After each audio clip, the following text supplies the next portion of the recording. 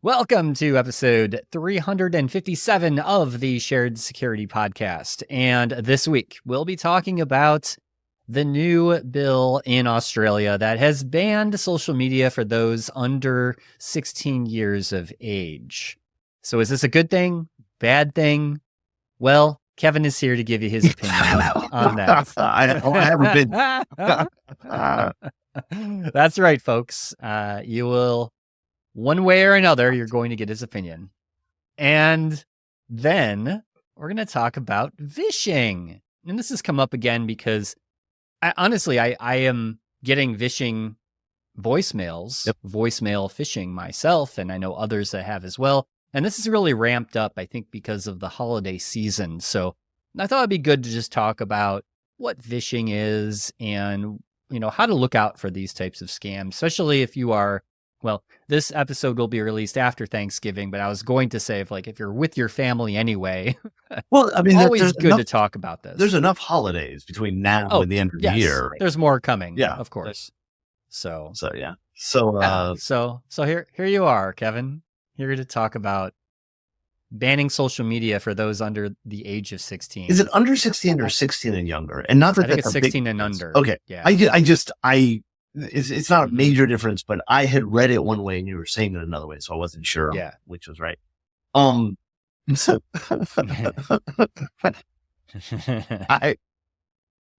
is one of the, and let me be clear, I'm here in the US looking at what our government is doing. And so for me to be able to say this is one of the dumbest ideas I've seen, it says something. This is, in my opinion, the epitome of a politician saying, we have to do something, so I did something.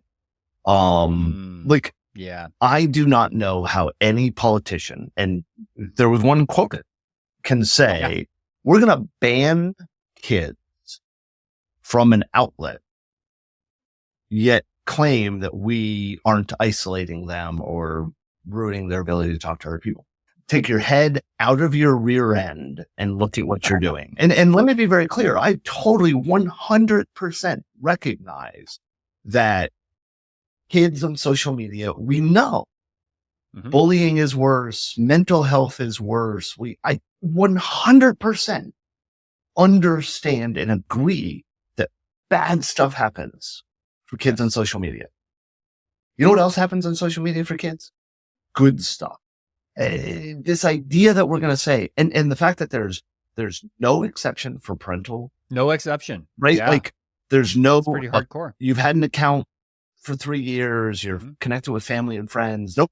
Sorry. You're 16. Delete it. Let's talk about social engineering.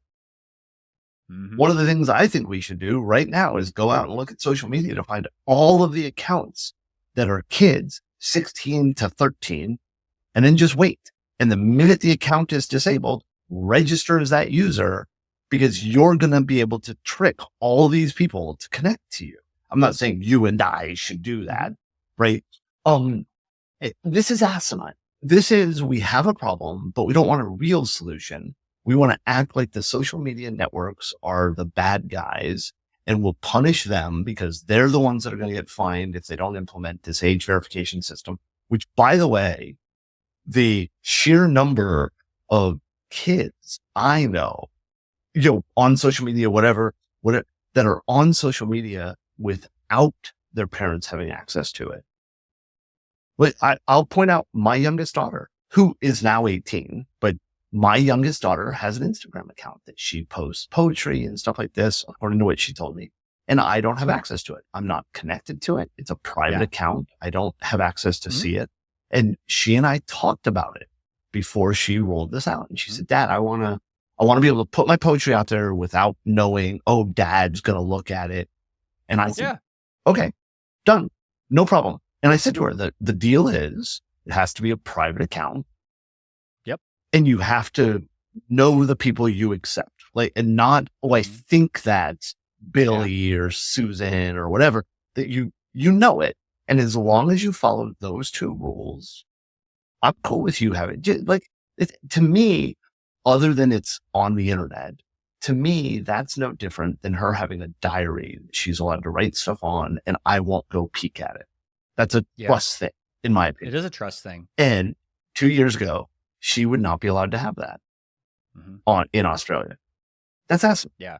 It's totally Yeah. asinine. Sorry. This makes me angry. I agree with you. I think we fail to see that parents need to make those decisions for their kids first and foremost, right? The government should not be stepping in and making those decisions on behalf of the parents, because the government always knows best. I've never liked that approach where it's the government telling our parents what to do. And every situation is going to be different with kids and how they use social media. I also I find it funny that they've made exceptions for YouTube and WhatsApp, which we both know can be used for all kinds of bad things. YouTube alone, oh my gosh, are you kidding me? Yeah, well, in WhatsApp, so I can use WhatsApp but can't use Facebook. Right, exactly. Why is that? That's stupid. Like, just do it all. Like, say ban everything, or not just make little exceptions. But they're going to continue to make exceptions, right? So, of course they will. So here's my next question, and I don't know, because when I read into it, I couldn't find where it said. Okay, so I have a website that has a forum that people chat on. Is that considered social media? It's a great point. Is Slack considered social media? Is Discord? Is Twitch? Yeah, right. Right. Where is the line of what is the comment section on CNN and Fox News social media, right? Like, where, I don't know. This looks way too knee jerk. Oh, we got to do this. We got to fix this. We've got this bad thing, without actually thinking through the ramification. Yeah. We have to protect the children. Yeah. That's always the saying, isn't it, Kevin? Got to protect them. Got to protect them. That's right. And bluntly, I happen to agree. We have to protect the kid, but let's actually protect them, not do play acting. I mean, basically, Australia has rolled out the social media TSA. I like that. The social media TSA. And let's not talk about all of the kids who, to do age verification means you have to give real identity. Okay. So what about the trans kid who has not come out to their parents yet and wants to post as their true self? Yeah. They're not able to get on. What about the kids who use social media as an outlet and a cry for help when they're depressed, or when they are abused, or when they are like there is good stuff that happens on social media. I don't know. Well, AI is going to fix all that, Kevin. I forgot. You could get your AI girlfriend, remember? Yeah. You can talk to them. I thought that was bad too. Yeah, the government hasn't banned AI girlfriends. What's going on? Oh, good stuff. Yeah. Well, not good stuff anyway. I know what you mean. Yes. So, Vishing attacks. So I had mentioned I brought this up because of the holiday season, and this always seems to pick up around this time because people are shopping. There's a lot going on. I think attackers like to take advantage of, people are stressed this time of year, even though it is a happy time in a lot of ways, but it's also a stressful time of like getting families together, and people aren't as security aware sometimes because of these scams, and they get a very convincing phone call, right? Yep. That social engineers them, thinking that it's their bank, it's their insurance company. We just talked about this with mortgage wire fraud, very similar type of attacks, and people are falling for them. And it's still a very, very big issue. Getting worse, I think. Well, and I think that, this is jumping back to, and thank you very much for not making this AI vishing, but no, I did not. I know, I saw that. I appreciate that. I think back to, I guess my ex-father-in-law now, but, years ago, he got a phone call from his, nephew, not nephew, grandson, his grandson.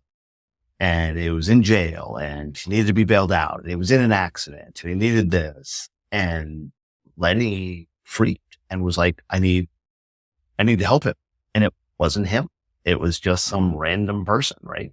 And, in a case like that, during the holidays, how many of your family members do you see once a year, right around Christmas or right around Thanksgiving or right around whatever, right? How many times do you have family members reach out that you haven't talked to in a while? Right. So this is absolutely the time where phishing calls are more successful because people are hearing back from somebody they haven't heard from in a while, or it is more likely that you will hear from your nephew or your cousin or your uncle or whatever. And so getting that phone call, and bluntly, there's a lot more Christmas parties. There's a lot more. Yep. So holiday parties, whatever you want to call them, where people can be drinking, be whatever, right? Which, by the way, don't drink and drive, but there is that expectation there's going to be problems. And so all of the things we say are to watch out for, like watch out for the urgency, don't ask anybody, just do this, right? Don't call me, just go do that, right? One of the ones, I just got, Brittany she just sent me a message saying she just got one from Walmart and I hope you heard the quotes in italics, right? Where it was like, you haven't paid your entire bill, your layaway or whatever, your isn't done yet. And it's like, oh, that sounds realistic, right? I don't know if anybody does layaway anymore, but I know when I was a kid, that Some was a people thing. do. Yeah. Well, I don't know if stores still offer it, is what I meant, not people using it. But those are the types of things, right? We've talked about the Amazon SMS messages and all of this becomes more realistic. All of this becomes more likely. It's easier to fall for. Yeah. Yeah. So like you had mentioned, there are definitely subtle clues that you can identify. I always tell people to kind of, whenever you get messages like this, like before you click anything or make any assumptions, like take a minute to think about it, like reread it, think about it. If it's from a bank, a financial institution, Amazon, the usual suspects, most likely it is going to be a scam unless you are expecting like an Amazon delivery as an example. Or, I mean, there's common ones that you're going to get or receive. Your bank is never going to ask you for sensitive information over a text or over an email or a phone call. And so always call your bank through a known number, right? A number that perhaps is in your contact list, or you go to their website, you call a branch or what have you. Always go through that other step, right? Of instead of assuming that this is what's happening to my accounts or this request for money, right? Well, and let me use an example. I just recently got a text message from my credit union. It was like, hey, did you make this purchase? And it's like, no, I didn't. As a matter of fact, that account's supposed to be closed because that was one of the joint accounts. And during the divorce, that was supposed to be closed. So I replied back, no. And it was like, okay, you need to call us at this number right now. And I want to be clear. Before I replied no, I did verify that the text message was like, it's the same text message I've gotten fraud alerts from before that are legitimate and everything like that. But I noticed that it's like, call this number. And I'm like, that number is not. Now I don't have that debit card anymore because the account was closed. So I shredded the debit card. So I can't look at the back of the card. Yeah. But but I looked online and their fraud department is a different phone. Oh.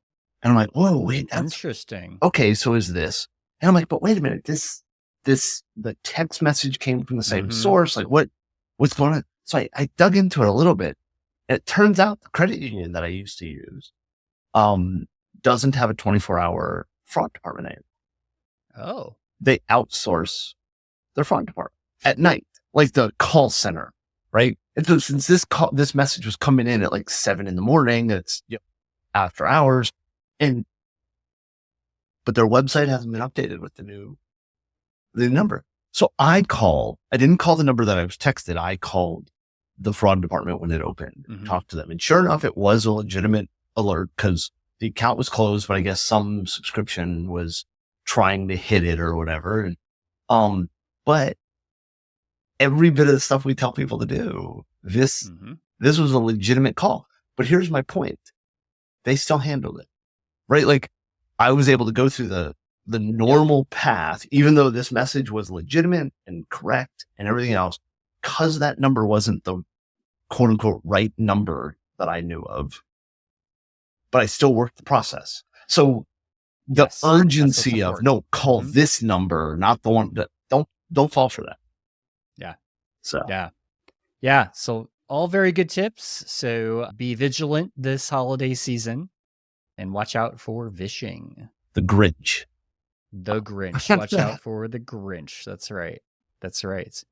So before we get out of here, I did want to mention that we did hit a milestone on our YouTube channel recently, which is 5,000 watch hours.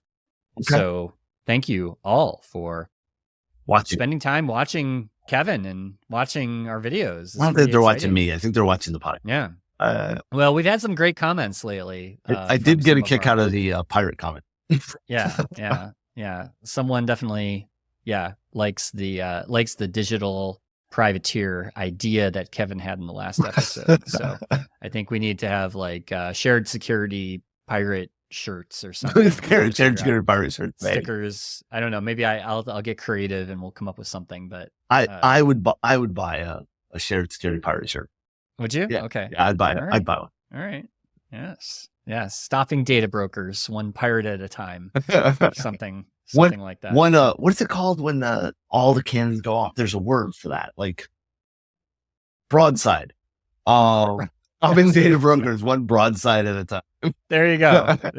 Well, if any of our listeners have suggestions, we feel free to comment or send us a note. But yeah, I like it. I love the idea. Love it. So. Well, we are going to get on here with our holidays. So we wish everyone happy holidays, no matter what you celebrate, or if you celebrate at all, but maybe you don't, and that's fine too. Then celebrate the time off. That's right. Celebrate your time off from work. Hopefully you get time off from work. But thank you all for listening. And until next time, stay safe, stay secure, and stay private. Thank you for watching or listening this episode. Be sure to subscribe wherever you like to get your podcasts. Visit sharedsecurity.net for merch, previous episodes, and more. If you'd like to help support the podcast, join our Patreon to get ad-free episodes and many more exclusive supporter-only benefits. Visit sharedsecurity.net/supporter for more details.